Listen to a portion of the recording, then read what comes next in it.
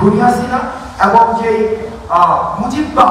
মুজিববাদ যে আমাদের সংবিধানে যেটা রিফ্লেকশন ঘটেছে, সংবিধানটা মূলত হচ্ছে এখন আমরা দেখছি এটা নিয়ে বিভিন্ন জায়গায় তর্ক হচ্ছে, আলাপ হচ্ছে বিভিন্ন জায়গায়, এবং আমরা বুদ্ধিবৃত্তিক মহলে সেটা নিয়ে বেশ চর্চা দেখছি।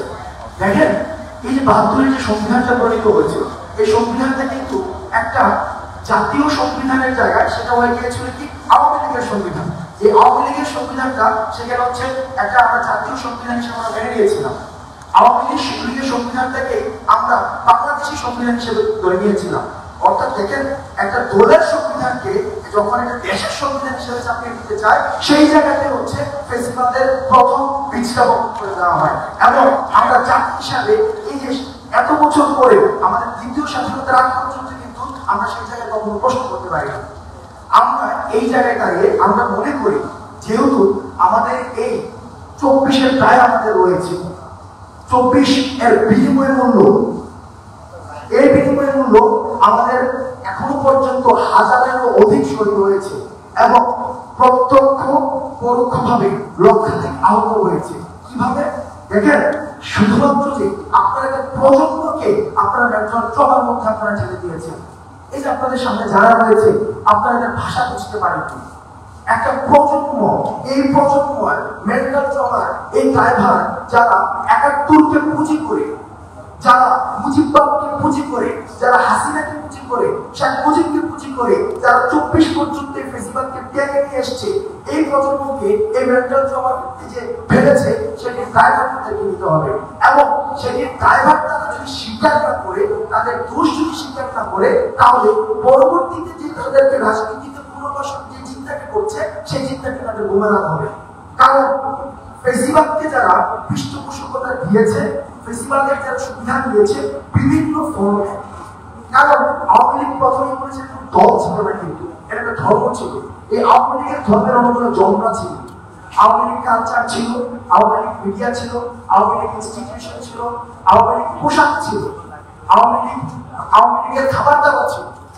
আপনি দেখবেন পাকিস্তানি মুভি, আমরা দেখেছি যে এই যে দেখেন এটা মশলার মধ্যে বিশাল একটা, আমরা এটাকে স্বাভাবিকভাবে মেনে নিয়েছিলাম। আমরা ইলিশ বাণিজ্য চলেছে, ইলিশ দিয়ে রাজনীতি করা হয়েছে। অর্থাৎ আমাদের প্রত্যেকটা টুলস, ইনস্ট্রুমেন্ট এই ফেসিজমকে মাথা মগজে যেভাবে ঝেঁকে বসেছে, গেড়ে বসেছে, এইটার সমাধান করতে হলে আমাদেরকে যে কাজটা করতে হবে সেটা হচ্ছে আমাদের ইউনাইটেড থাকতে হবে। আমাদেরকে কিভাবে ইউনাইটেড থাকতে হবে? দেখেন, যখন কনস্ট্রাকশন ডিস্ট্রাকশন হয়, কোনো কিছু ডিস্ট্রাকশনের সময় সবাই এক হয়ে যায়, কিন্তু কনস্ট্রাকশন যখন ঘটতে যায় তখন সেটা বিভাজনের রাজনীতি সৃষ্টি করা হয়। যেমন আমরা দেখেছি, যখন 47-এ দেশটাকে ভাগ করার কথা ছিল, তখন আমরা দেখছি সবাই এক হয়ে গিয়েছিল। 71 মুক্তিযুদ্ধ হয়েছিল, সবাই এক হয়ে গিয়েছিল। আবার 24-এ যখন খুনি ফেসিবাদকে আমরা পতন ঘটাতে চেয়েছিলাম, সবাই এক হয়ে গিয়েছিল। যখনই এখন আমরা বিনির্মাণের দিকে যাচ্ছি, পুনর্গঠনের দিকে যাচ্ছি, তখন আমরা দেখছি আবার বিভাজনের যে রাজনৈতিক টুল সেটাকে আবার ইনজেক্ট করার চেষ্টা করা হচ্ছে। কিন্তু আমরা ছাত্র রাজনীতির পক্ষ থেকে আপনাদেরকে বলতে চাই, আপনারা যারা বুদ্ধিবৃত্তিক মহলে ফেসিবাদী রাজনীতি পুনর্বাসন করতে চাচ্ছেন, আপনারা ফেল মারছেন অনেক আগে। এই ছাত্ররা বলে যাদেরকে আপনারা সিজনেস টাইমের জন্য আপনারা মেন্টাল ট্রমার মধ্যে ফেলে দিয়েছেন, তাদের রাজনৈতিক চিন্তাধারা বিকশিত হওয়ার পথটাকে আপনারা রুদ্ধ করে দিয়েছেন। সেটির দায়ভার আপনাদেরকে নিতে হবে। সেটির দায়ভার যদি আপনারা না নিয়ে আবার যদি রাজনীতি করার পুনর্বাসন করার চিন্তা করেন, তাহলে সেক্ষেত্রে এই ছাত্ররা বলে যারা শহীদ হয়েছে, আমরা ফিল করি তাদের কাছে আমাদের জবাবদিহিতা রয়েছে, তাদের কাছে আমাদের দায়বদ্ধতা রয়েছে।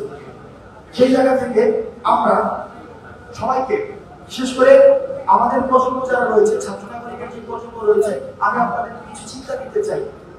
এই যে আওয়ামী ধর্ম প্রতিষ্ঠিত করেছিল, বঙ্গবন্ধুকে নবীর সাথে দেখানোর চেষ্টা করা হয়েছিল, পলিটিক্যাল নবী, পলিটিক্যাল কার্ড, সেটাকে চ্যালেঞ্জ করার জন্য আমাদের রাজনৈতিকভাবে ব্যাপকভাবে আমাদের চিন্তার জগৎকে উন্মুক্ত করতে হবে। আমাদের নিজেদের মধ্যে প্রিন্সিপাল, আমরা ভবিষ্যতে বাংলাদেশ পুনর্গঠনের জন্য প্রিন্সিপালের ভিত্তিতে বাংলাদেশকে পুনর্গঠন করব, যেখানে আর কখনোই কোন ধরনের কোন রূপে আর ফ্যাসিজম ফিরবে না, যেখানে গণমাধ্যমের স্বাধীনতা নিশ্চিত করা হবে, যেখানে আমাকে কখনোই কোনো রাস্তায় দাবি নিয়ে এসে আমাকে বলতে হবে না যে আমি কোনো রাজনীতির সাথে সংশ্লিষ্ট না, সুতরাং আমার দাবিটি মেনে দাও। এই ধরনের রাষ্ট্র ব্যবস্থাকে নিশ্চিত করার জন্য আমাদের কিছু ভ্যালুস ক্রিয়েট করতে হবে, আমাদের প্রিন্সিপালস ক্রিয়েট করতে হবে, যে প্রিন্সিপালসের ভিত্তিতে, ভ্যালুসের ভিত্তিতে, যেখানে ছাত্র নাগরিকের অংশগ্রহণের ভিত্তিতে সেটি লিগেসিকে মেনটেন করতে পারবো এবং আমাদের বাংলাদেশকে পুনর্গঠনের এক চূড়ান্ত মাত্রায় আমরা নিশ্চিত করতে পারবো। সেই জায়গাতে আমাদের প্রথম যে কাজটি করতে হবে, আমাদের ইউনাইটেড থাকতে হবে। মাথায় রাখতে হবে, গতকাল আমরা যেটি দেখেছি, যারা গণমাধ্যমের স্বাধীনতায় ক্ষমতা না আসতে বিশ্বাস করে না, বিভিন্নভাবে চেপে ধরতে চায়, গণমাধ্যমের উপরে হামলা করে তারা যখন ক্ষমতায় যাবে, ক্ষমতার সাক্ষী পাবে, তাদের কাছে গণমাধ্যমের স্বাধীনতা, বাক স্বাধীনতা এগুলো কিভাবে হচ্ছে রক্ষা পাবে। আপনাদের ভাবতে হবে এই গণমাধ্যমের দায়ভার। আমরা গণমাধ্যমকে দেখেছি গত 16 বছর কিভাবে আমাদের কিছু গণমাধ্যম যখন প্রশ্ন করতো গণভবনে, প্রত্যেকটি প্রশ্নকে বিনিময়মূল্য থাকতো। হয়তো একটি প্রশ্ন দিয়ে তার সঙ্গে করে যাবে, হয়তো উপাচলায় পাবে, অথবা প্রধানমন্ত্রী সমর্থন হবে, অর্থাৎ তাদের প্রশ্নগুলো করা হবে এমন ভাবে যে প্রশ্নের বিনিময়মূল্য তারা ঠিকভাবে পাবে, অথবা বঙ্গভবনের ঢোকার একটি পাস কার্ড পাবে, অথবা সচিবালয়ের একটি পাস কার্ড পেয়ে যাবে। আমি গণমাধ্যম সবাই না, কারণ সব গণমাধ্যমের যে ভূমিকাটা আমি বলছি, সচেতন করছি যে আপনাদের ভূমিকাটা অনেকের কোন জায়গায় ছিল। অর্থাৎ আপনাদের বিনিময় মূল্যের যদি প্রশ্ন এমন হয়, ইউনাইটেড নেশনসে যাওয়ার জন্য, সফরসঙ্গী হওয়ার জন্য, পূর্বাচলে পাওয়ার জন্য, এডিটর্স গিল্ডের সদস্য হওয়ার জন্য, সংসদ ভবনের পাশ পাওয়ার জন্য, সচিবালয়ের পাশ পাওয়ার জন্য, তাহলে আপনার জাতিকে যে মেন্টাল জমার মধ্যে রাখবেন, সেইটির দায়ভার কোনো কিছু দিয়ে সম্ভব না।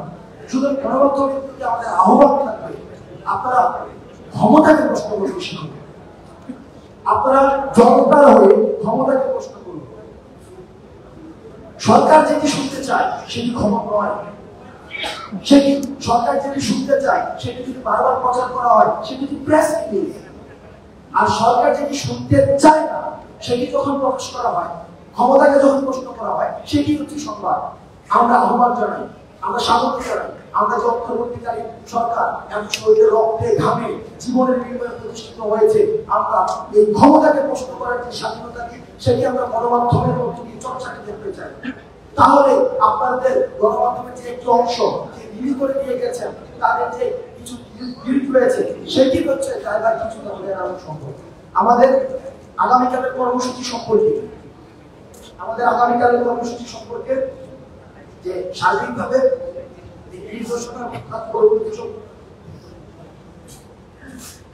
ধন্যবাদ আব্দুল্লাহ ভাইকে অত্যন্ত সুন্দর আলোচনা করার জন্য।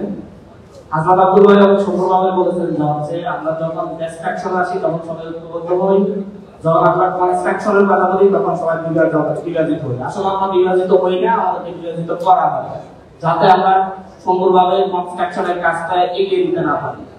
1971 সালে এই দেশের মানুষ ঐক্যবদ্ধ হয়ে স্বাধীনতার সংগ্রামে ঝাঁপিয়ে পড়ে, কিন্তু 72 থেকে এই দেশের মানুষকে বিভাজিত করে এই দেশকে পিছিয়ে দেওয়া হয়। আবার 1990 সালের গণঅভ্যুত্থানের মধ্য দিয়ে এই দেশের মানুষ গণঅভ্যুত্থানের সময় ঐক্যবদ্ধ হয়, তিনজনের রূপরেখা দেওয়া হয়, কিন্তু 91 থেকে আবার এই দেশের মানুষকে বিভাজিত করে দেওয়া হয়, যার ফলে এই দেশে কোনো রিফরমেশন ঘটে নাই, এই দেশের সংবিধানের কোনো রিফরমেশন হয় নাই, রাষ্ট্রের কোনো রিফরমেশন হয় নাই। এখন আমাদের 1 মাস পূর্বে অর্থাৎ 5 আগস্ট আমাদের ছাত্র জনতার যে অভ্যুত্থানটি সংঘটিত হয়েছিল, 1971 পরে বাংলাদেশের ইতিহাসে অন্যতম একটি অধ্যায়, যে অধ্যায় দিয়ে 53 বছরের ইতিহাসের একটি পরিবর্তন হয়েছে, কিংবা বলতে পারি যে 16+2 18 বছরের একটি ফ্যাসিজমের যে পট পরিবর্তন এবং পতন সেটি ঘটেছে। আমাদের জায়গা থেকে এখানে বেশ কিছু বিষয় রয়েছে। আসলে আমরা দেখেছি আমাদের এই ছাত্র জনতার অভ্যুত্থানের 1 মাস হয়ে যাচ্ছে, আমাদের যে রক্তের দাগ, সেই দাগগুলো কিন্তু এখনো শুকায়নি। আপনি ঢাকা শহরের অন্যতম হসপিটালগুলোতে আছে যান, আপনি Dhaka medical college, Suhrawardy hospital, orthopaedic hospital থেকে শুরু করে চক্ষু ইনস্টিটিউট, আপনি যেখানেই যান সেই রক্তের দাগ, সেই বুলেটের চিহ্ন, কিংবা ফ্যাসিজমের যে দোষক যারা হাতে ধারালো অস্ত্র নিয়ে রাস্তায় নেমেছিল সাধারণ মানুষ ছাত্র জনতাকে ছিন্ন বিচ্ছিন্ন করার জন্য, সেই রক্তাক্ত দাগ আর ক্ষত চিহ্নগুলো এখনো রয়েছে।